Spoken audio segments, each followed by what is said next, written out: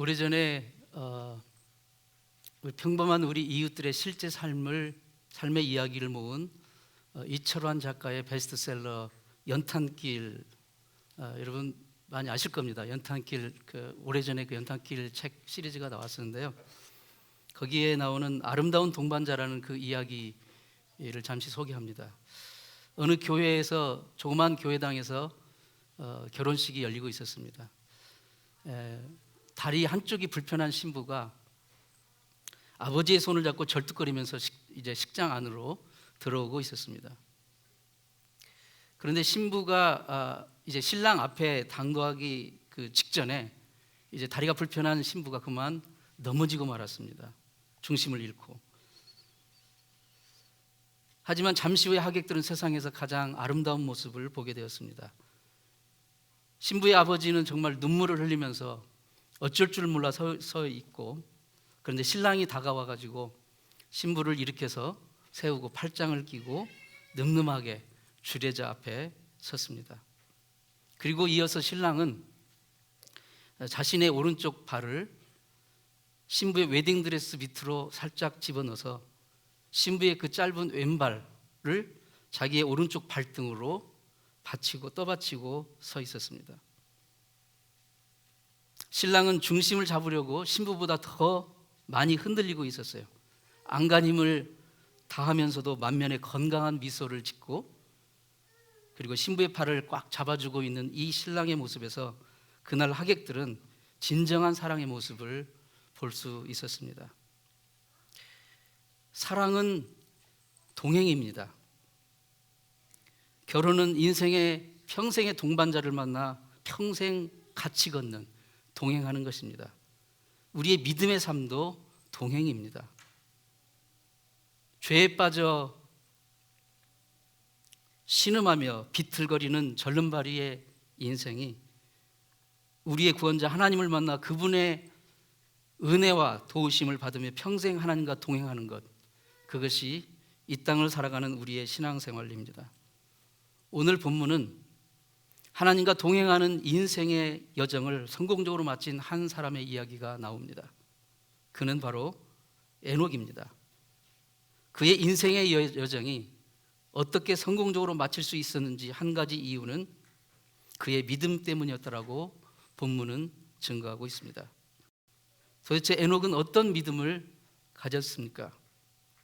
첫 번째로 그는 하나님께 인정받는 믿음이었습니다.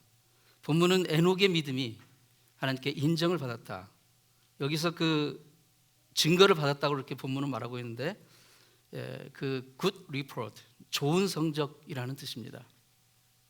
에녹은 믿음으로 하나님께 인정받고 칭찬받는 그런 좋은 성적의 인생을 살았다는 것입니다.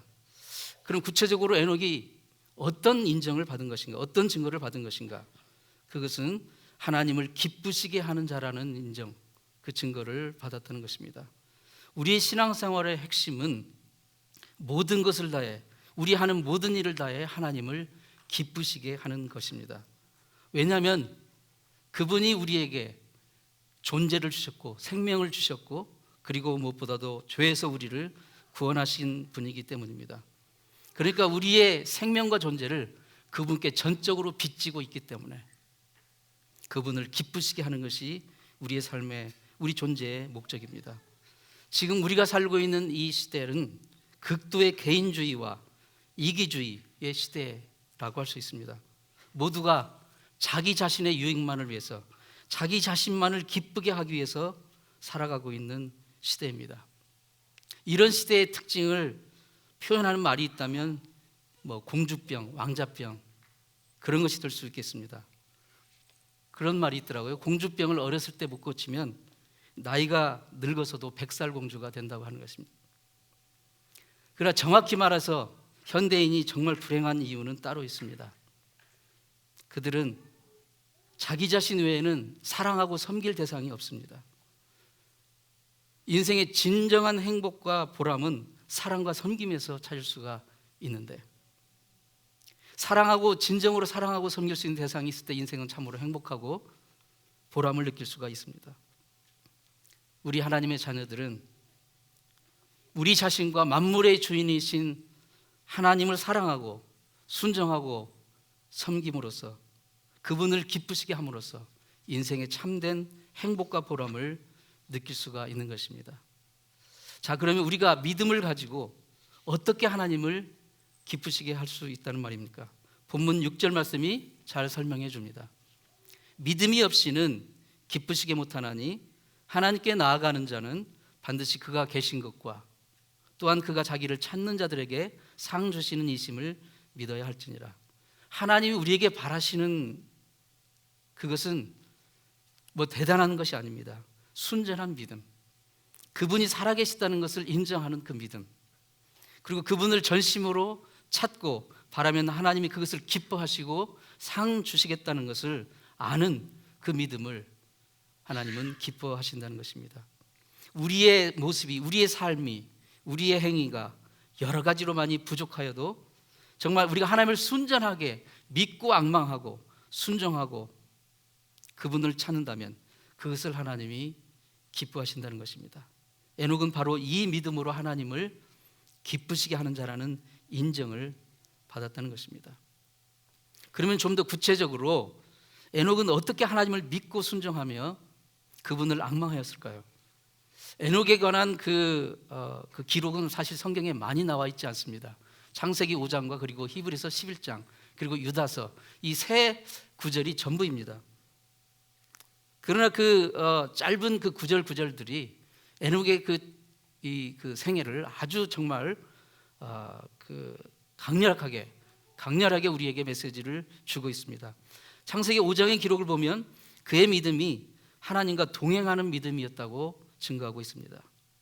창세기 5장 22절의 말씀 보면 이런 말씀이 나와요. 에녹이 무드셀라를 낳은 후에 300년을 하나님과 동행하며, 무드셀라를 낳은 후에 300년을 하나님과 동행했습니다. 그러니까 에녹의 히브리서 11장과 이것을 같이 묶어서 보면 에녹의 믿음이 그로 하여금 300년 동안 한결같이 하나님과 동행하간 원동력이었다는 것입니다. 우리 그리스도의 삶이 무엇입니까? 그것은 하나님과 동행하는 것이라고 말할 수 있습니다. 우리의 인생의 여정에서 어느 날 예수 그리스도를 나의 구세주로 만났습니다. 우리의 주님으로 만났으면 이제 그분의 음성을 듣고 그분에게 귀 기울이면서 그분을 따라가는 것, 그것이 진정으로 아름답고 마땅하지 않겠습니까? 그러나 문제는 하루 이틀이 아니고 어떻게 평생 흔들림 없이 주님과 온전히 동행할 수 있었을까요? 에녹의 인생에서 적어도 그런 하나님과의 동행이 가능하게 한 두 가지 근거를 성경에서 우리는 찾아볼 수가 있습니다. 그 첫째는 에녹이 하나님과 동행할 수 있었던 첫 번째 그 근거와 이유는 그가 하나님께 순종하였다는 것입니다.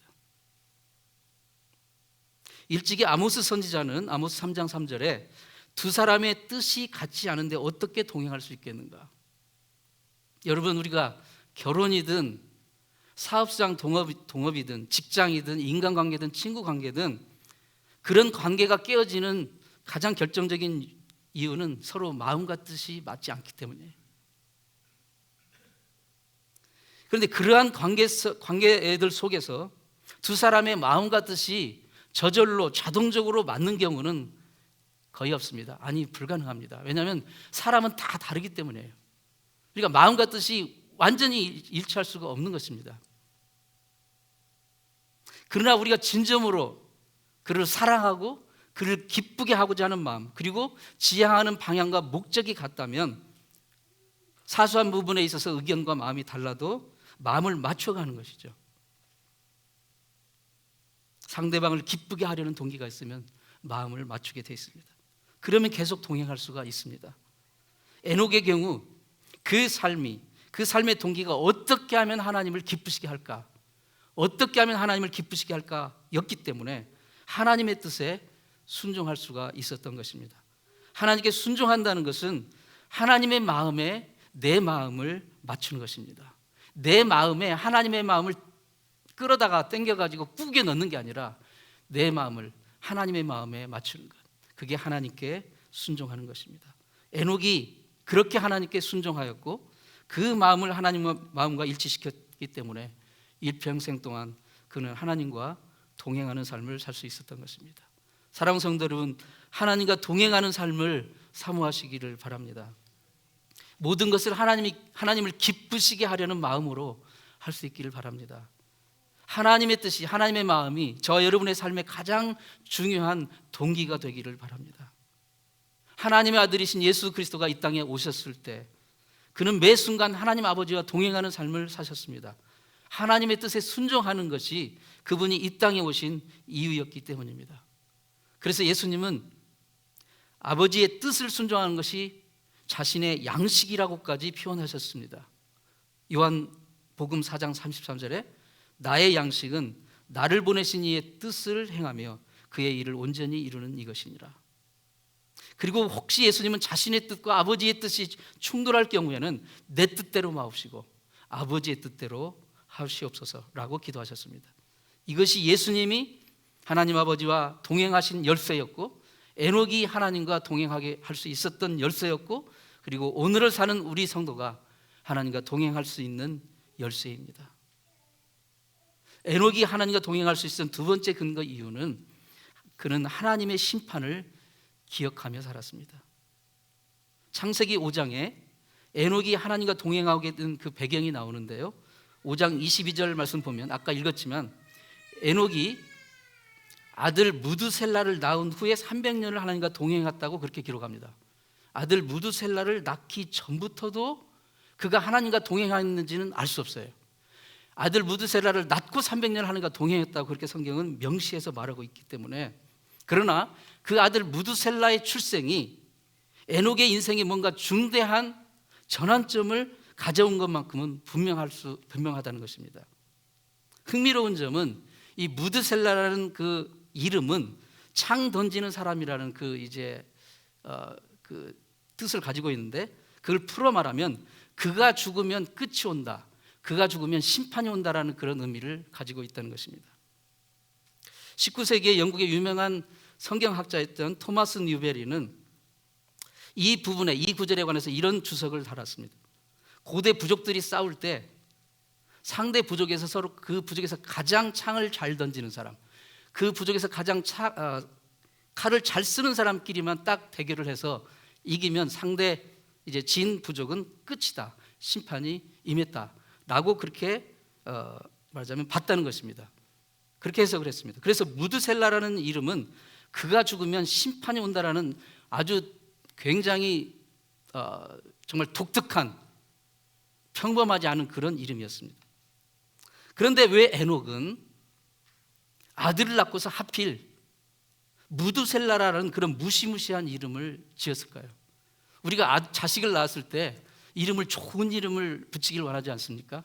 정말 부드럽고 행복하고, 그리고 정말 뭔가 미래가 좀 밝아지는 그러한 이름을 지키길 원해요. 그런데 저가 죽으면 심판이 온다라는 무시무시한 이름을 왜 굳이 지켰습니까? 에녹이 하나님을 지극히 경외했던 하나님의 사람이었다는 관점에서 볼 때, 이건 추론입니다마는 자식의 이름을 지을 때 기도했을 거예요. 하나님의 뜻을 구했을 것입니다.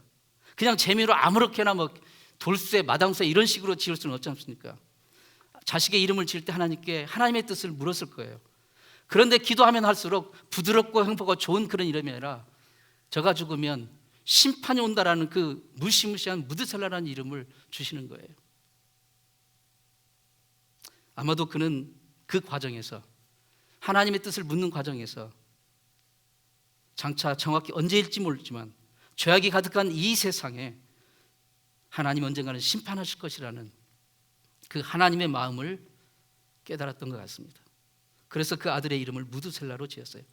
여러분, 자식 이름을 김영수 이렇게 부른다고 생각해 볼 때 무드셀라야, 그것을 뜻으로 풀이해서 말하면 그가 죽으면 심판이 온다야 밥 먹어라, 그가 죽으면 심판이 온다야 물 길어와라, 그가 죽으면 심판이 온다야 기도하자. 아들의 이름을 부를 때마다 하나님이 심판하신다는 심판을 상기하게 되는 거예요. 그가 죽으면 심판이 오겠구나라는 것을 늘 한시도 잊을 수가 없는 겁니다. 에녹은 하나님의 심판의 자리에서 부끄럽게 되지 않기 위해서 그는 늘 하나님과 동행하는 그런 삶을 살게 된 것이라고 생각해 볼 수 있습니다. 무드셀라를 낳은 후에 하나님과 300년을 동행했더라. 그래서 에녹은 유다서에 보면 그 장차 임할 하나님의 진노의 심판을 사람들에게 경고하는 복음을 증거했다고 유다서 14절 15절은 말하고 있습니다. 유다서는 딱 한 장으로 되어 있는데 그 짧은 책에 에녹 이야기가 나와요. 거기서 말하면 에녹은 당시에 그 죄로 물들은 패역한 사람들에게 하나님의 심판이 임할 것을 경고했다라고 그렇게 말하고 있습니다.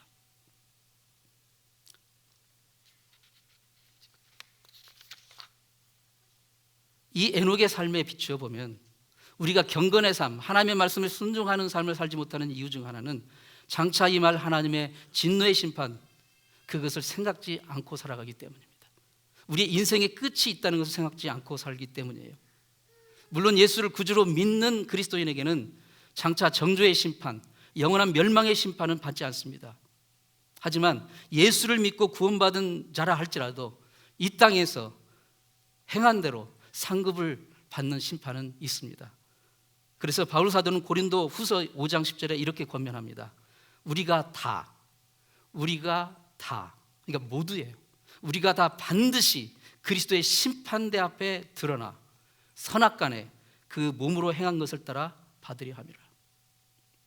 우리가 예수를 믿은 후에라도 우리의 말, 우리의 행동, 우리의 생각, 우리의 모든 것이 장차 그리스도의 심판대 앞에서 판단받게 될 것이라고, 그거에 따라서 상급을 받게 될 것이라는 것을 증거해 주고 있습니다.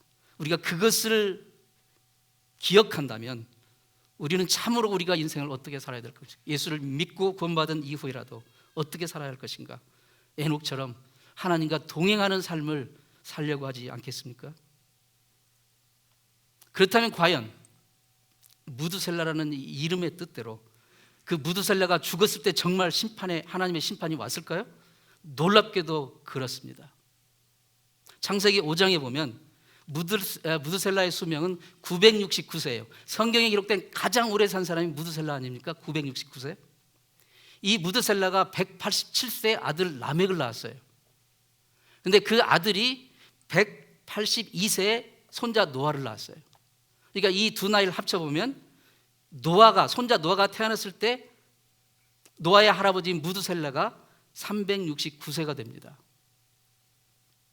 그런데 창세기 7장 11절에 보면 노아가 600세에 홍수가 임했어요.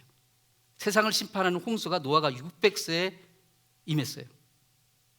그러면 그 노아가 600세 되던 해 그의 할아버지인 무드셀라는 몇 살이었습니까? 바로 할아버지가 돌아가시는 969세였어요. 그러니까 무드셀라가, 하나님은 그가 죽으면 심판이 온다라는 그 약속의 말씀대로 무드셀라가 969세 되던 그 해 하나님은 이 세상을 홍수로 심판하신 것입니다. 그렇습니다.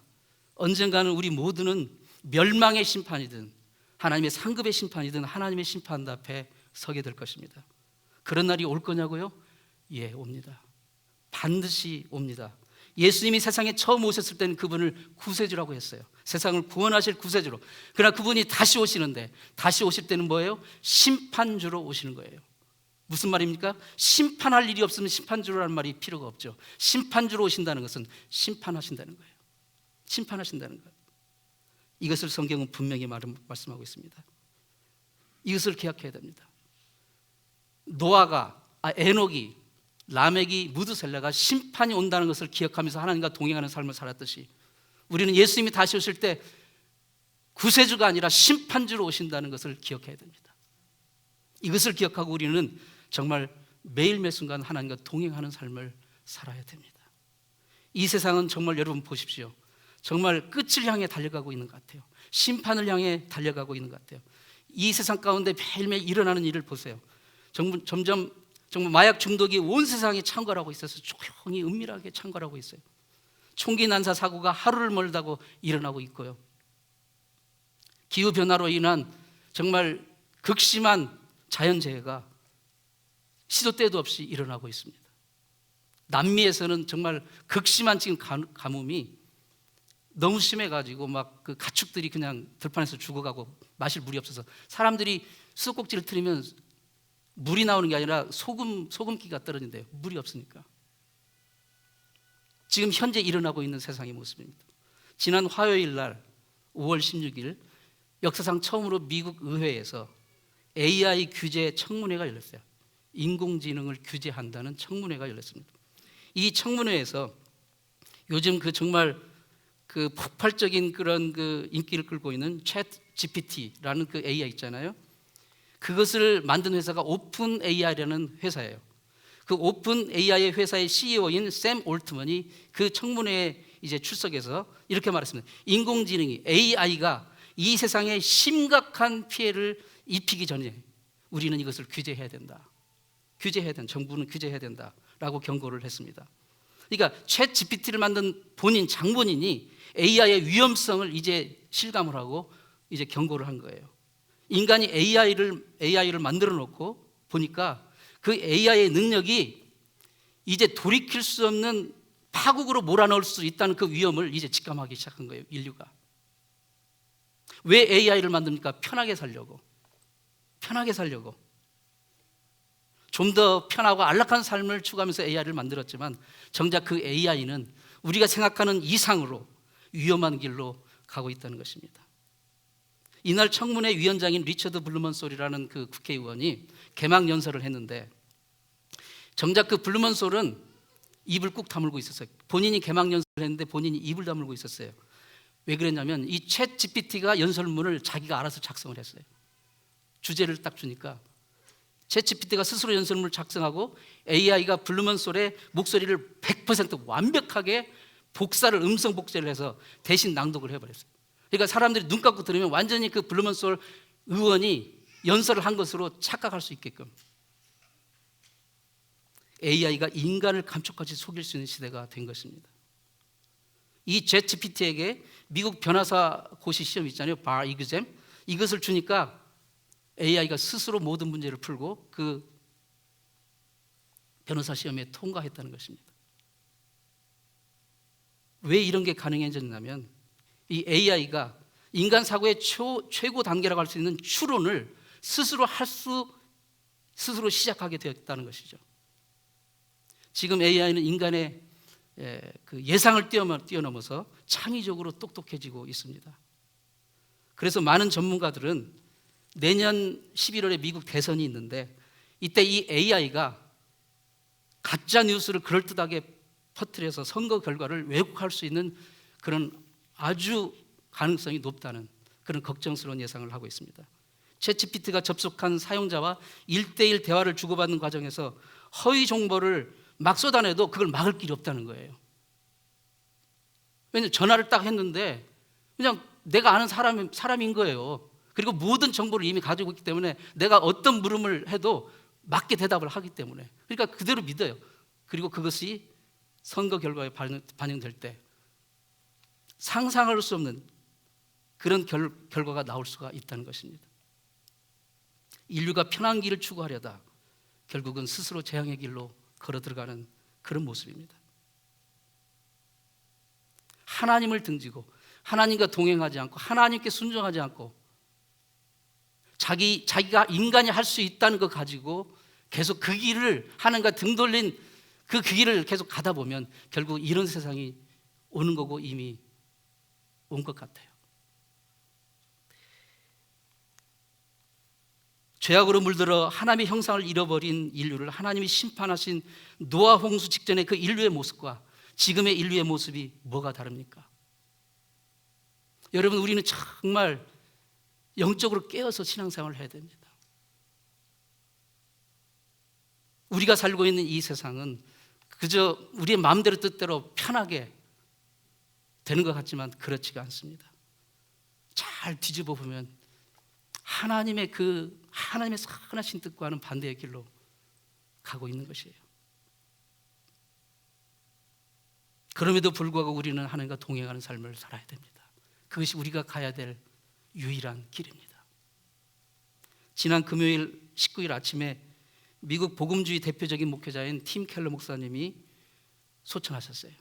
우리 시대 최고의 기독교 번증가로 불린 그분이 지난 3년간 췌장암으로 긴 투병 끝에 73세로 소천을 하셨는데 21세기의 C.S. 루이스라는 찬사를 받으면서 이 시대가 이해할 수 있는 언어로 수많은 사람들, 특히 그 뉴욕 쪽에 있는 얼마나 그 난다긴다 하는 사람들 있지 않습니까?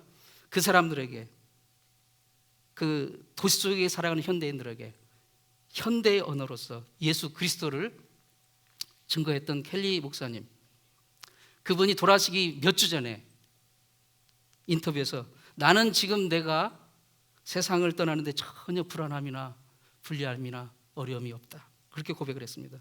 그 아들 마이클 켈러가 그 아버지가 돌아가시기 이틀 전에, 그러니까 금요일 날 돌아가셨으니까 수요일에 유언처럼 이렇게 기도를 했다고 전하고 있습니다. 저를 위해 기도해 주신 모든 분들에게 감사합니다. 저를 사랑해 주신 모든 가족들에게 감사합니다. 하나님이 저에게 주셨던 그 시간들에 감사합니다. 그러나 나는 예수님을 만날 준비가 되어 있습니다. 어서 빨리 예수님을 뵙고 싶습니다.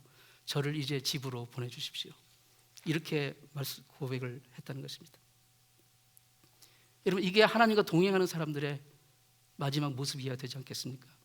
지금 비록 죄와 악으로 가득해 절망으로 비틀거리는 이 세상에 산다 할지라도 내가 힘들어 넘어질 때마다 나를 이렇게 세워주시고 나와 함께 하시고 나를 생명의 길로 인도해 주시는 우리 구주 예수님과 동행하는 삶이라면 우리에게는 최후의 승리와 최후의 소망이 있는 것입니다.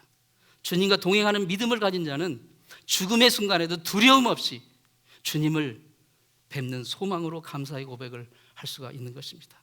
에녹처럼, 켈리 목사님처럼 주님께 인정받고 칭찬받는 믿음, 주님과 매일 동행하여 최후 승리를 맛보는 그런 믿음의 주인공들 다 되시기를 진심으로 축원합니다. 기도하겠습니다. 하나님 아버지, 세상은 점점 더 죄악과 혼란의 수렁으로 빠져 들어가고 있습니다. 아무리 찾아봐도 이 세상에는 희망이 없습니다. 주님만이 우리의 희망이시고 주님만이 우리의 위로이시고 안식이시고 생명이 되십니다. 우리를 구원하신 주님, 우리에게 영원한 생명 주신 하나님, 우리의 영원한 소망이요 기쁨이요 위로이신 하나님과 동행하는 우리가 되게 도와주시옵소서. 그게 우리가 가야 할 유일한 길임을 알고 주님과 동행하게 하여 주옵소서. 예수님의 이름으로 기도드리옵나이다. 아멘.